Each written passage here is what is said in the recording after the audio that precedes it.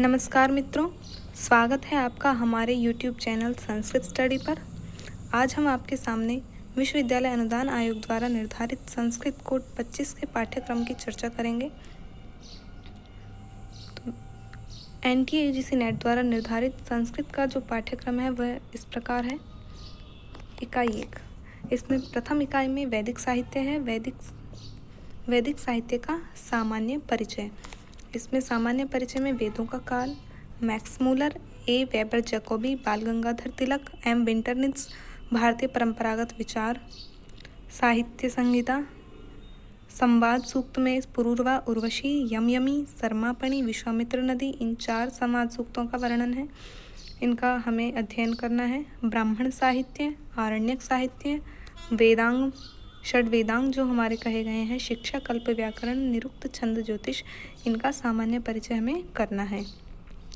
इकाई 2 में वैदिक साहित्य का विशिष्ट अध्ययन करना है। उसमें कुछ सूक्त दिए गए हैं।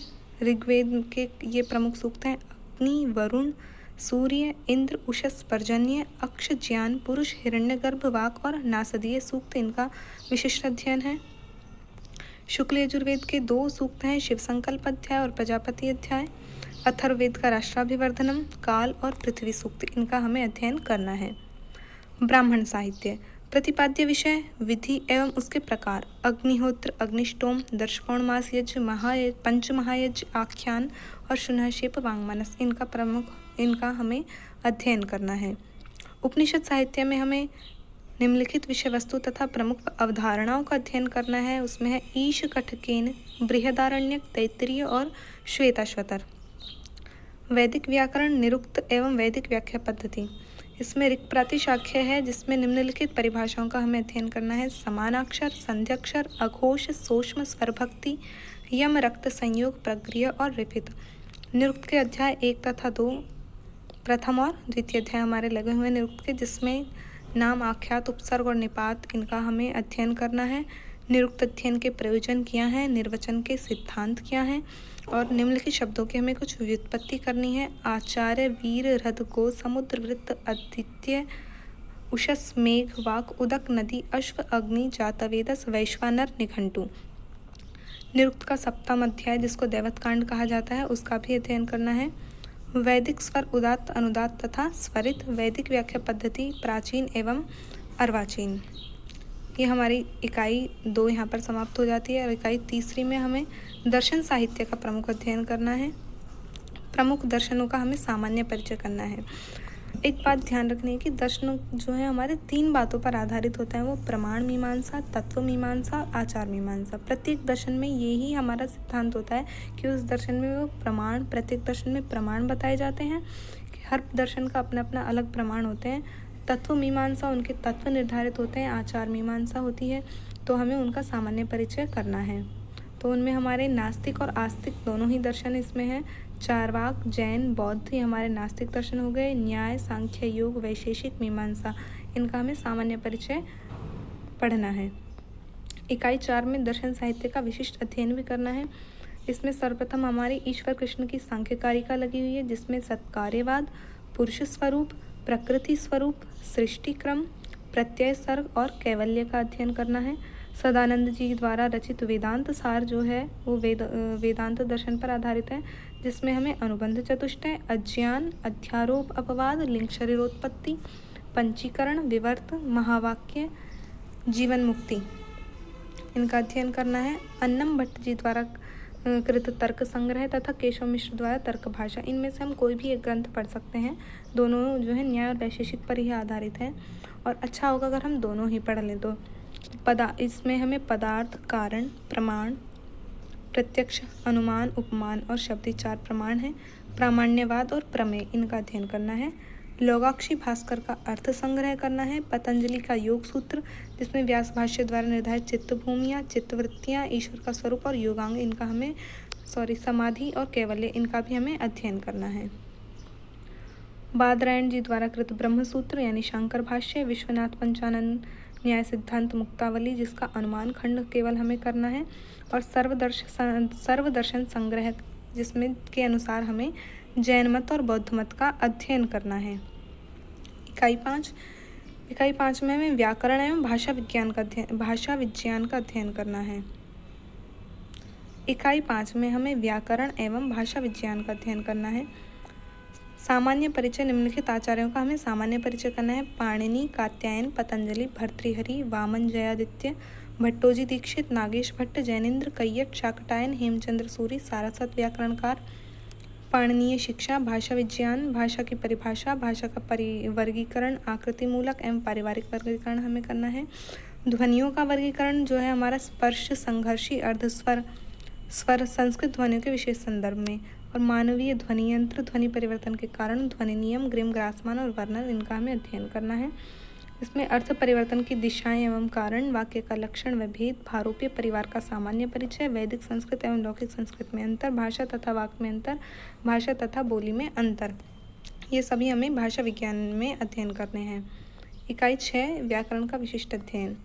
परिभाषाएं। संहिता, संयोग, गुण वृद्धि, प्रातिपदिक, नदी, घी, उपधा, अपृक्त, गति, पद, विभाषा, सवर्ण, टी, प्रगृह्य, सर्वनाम स्थान, भ, सर्वनाम और निष्ठा, इन पदों की हमें प्रमुख परिभाषाएं करनी है, इनका विशिष्ट अध्ययन करना है। संधि, संधि हमें करनी है जिसमें अच संधि, हल संधि, विसर्ग संधि, ये तीनों संधियां करनी है लघु सिद्धांत कौमुदी के अनुसार। सुबंत यानी अजंत, राम, सर्व, तीनों लिंगों में, राम और सर्व के तीनों लिंगों में हमें करना है। विश्वपा, हरित्री, तीनों लिंगों में। सखी, सुधी, गुरु, पितृ, गौ, रमा, मति, नदी, धेनु, मातृ, ज्ञान, वारी, मधु। हलंत हैं कुछ लेह, विश्ववाह, चतुर, तीनों लिंगों में। इदम, तीनों लिंगों में। किम जो है वो भी तीनों लिंगों में करना है। तत्, तीनों लिंगों में। राजन, मघवन, पथिन, विद्वस, अस्मद, युष्मद, तीन लिंग जो है हमारे वो पुल्लिंग, स्त्रीलिंग और नपुंसकलिंग, इनमें चलेंगे हमारे। फिर समास जो है वो हमारा अव्ययभाव है, तत्पुरुष, बहुव्रीहि, द्वंद्व, ये लघु सिद्धांत कौमुदी के अनुसार है। तद्धित, अपत्यार्थक एवं मतप्रत्यय सिद्धांत कौमुदी के अनुसार है। तिगंत, भू, एध, अस, अद, हु, दिव, शुय, तुद, तन, क्री, रुद, क्रिय, चुर, ये हमें तिगंत प्रत्यय करने हैं। प्रत्ययांत, निजंत, सन्नंत, यंगंत, यगलंत, नाम धातु। कृदंत, तव्यत, तव्यत, तव्य, अनियर, यत, अनियत, क्यप, क्षत्रि, शानच, त्वाक, तक, तवतु, तुमुन, णमुल। स्त्री प्रत्यय हमें लघु सिद्धांत कौमुदी के अनुसार करने हैं। कारक प्रकरण सिद्धांत कौमुदी के अनुसार करना है। परस्मयी पद एवं आत्मनेपद विधान सिद्धांत कौमुदी के अनुसार। महाभाष्य का पश्पसान्निक हमारा लगा हुआ है जिसमें शब्द परिभाषा, शब्द एवं अर्थ संबंध, व्याकरण अध्ययन के उद्देश्य, व्याकरण की परिभाषा, साधु शब्द के प्रयोग, परिणाम, व्याकरण पद्धति। वाक्य पदियम, ब्रह्मकांड, स्फोट का स्वरूप, शब्द ब्रह्म का स्वरूप, शब्द ब्रह्म की शक्तियाँ, स्फोट एवं ध्वनि का संबंध, शब्द अर्थ संबंध, ध्वनि के प्रकार, भाषा के स्तर। इकाई 7 में हमारा संस्कृत साहित्य, काव्यशास्त्र एवं छंद परिचय साहित्य हमारा लगा हुआ है जिसमें भास, अश्वघोष, कालिदास, शूद्रक, विशाखदत्त, भारवी, माघ, हर्ष, बाणभट्ट, दंडी, भवभूति, भट्टनारायण, बिल्हण, श्रीहर्ष, अंबिका दत्त व्यास, पंडित क्षमाराव, वी राघवन, श्रीधर भास्कर वर्णेकर। काव्यशास्त्र में रस संप्रदाय, अलंकार संप्रदाय, रीति संप्रदाय, ध्वनि संप्रदाय, वक्रोक्ति संप्रदाय, औचित्य संप्रदाय। और पाश्चात्य काव्यशास्त्र अरस्तु, लॉन्जाइनस, क्रोचे, इनका हमें अध्ययन करना है काव्यशास्त्र में। इकाई 8 जिसमें निम्नलिखित का विशिष्ट अध्ययन करना है। पद्य में हमें बुद्ध चरितम का प्रथम सर्ग, रघुवंशम का प्रथम सर्ग, किरातार्जुनीयम का प्रथम सर्ग, शिशुपालवधम प्रथम सर्ग, नैषधीय चरितम प्रथम सर्ग। और नाट्य में हमें स्वप्नवासवदत्तम, अभिज्ञान शाकुंतलम, वेणी संहारम, मुद्रा राक्षसम, उत्तर रामचरितम, रत्नावली, मृच्छकटिकम। गद्य दशकुमार चरितम, अष्टमुच्छ्वास, हर्षचरितम, पंचमुच्छ्वास, कादम्बरी, शुकनासोपदेश। चंपू काव्य, नल चंपू प्रथम उच्छ्वास। साहित्य दर्पण, काव्य परिभाषा, काव्य के परिभाषाओं का खंडन, शब्द शक्ति, संकेत ग्रह, अभिधा, लक्षणा, व्यंजना, काव्य भेद, चतुर्थ परिच्छेद, श्रव्य काव्य, गद्य पद्य मिश्र काव्य, लक्षण। काव्य प्रकाश में हमें काव्य लक्षण, काव्य प्रयोजन, काव्य हेतु, काव्य भेद, शब्द शक्ति, अभितान्वयवाद, अन्विताभिधानवाद, रस स्वरूप एवं रस सूत्र विमर्श, रस दोष, काव्य गुण, व्यंजना, वृत्ति की स्थापना, पंचम उल्लास में है। अलंकार में हमें वक्रोक्ति, अनुप्रास, यमक, श्लेष, उपमा, रूपक, उत्प्रेक्षा, समासोक्ति, अपन्हुति, निदर्शना, अर्थांतर, न्यास, दृष्टांत, विभावना, विशेषोक्ति, स्वभावोक्ति, विरोधाभास, संकर और संसृष्टि, इन प्रमुख अलंकारों का हमें अध्ययन करना है काव्य प्रकाश के अनुसार, जिसके रचयिता आचार्य मम्मट हैं। ध्वन्यालोक का प्रथम उद्योत हमें करना है। वक्रोक्ति जीवितम का प्रथम उन्मेष। भरत का नाट्यशास्त्र द्वितीय एवं षष्ठ अध्याय। दशरूपकम प्रथम तथा तृतीय अध्याय। और छंद परिचय जो है हमें करना है। आर्या, अनुष्टुप, इंद्रवज्रा, उपेंद्र वज्रा, वसंत तिलका, उपजाति, वंशस्थ, द्रुत, विलंबित, शालिनी, मालिनी, शिखरिणी, मंदाक्रांता, हारिणी, शार्दुल, विक्रीडित और स्रगधारा। इकाई 9 जिसमें पुराण इतिहास, धर्मशास्त्र एवं अभिलेख शास्त्र, निम्नलिखित का सामान्य परिचय।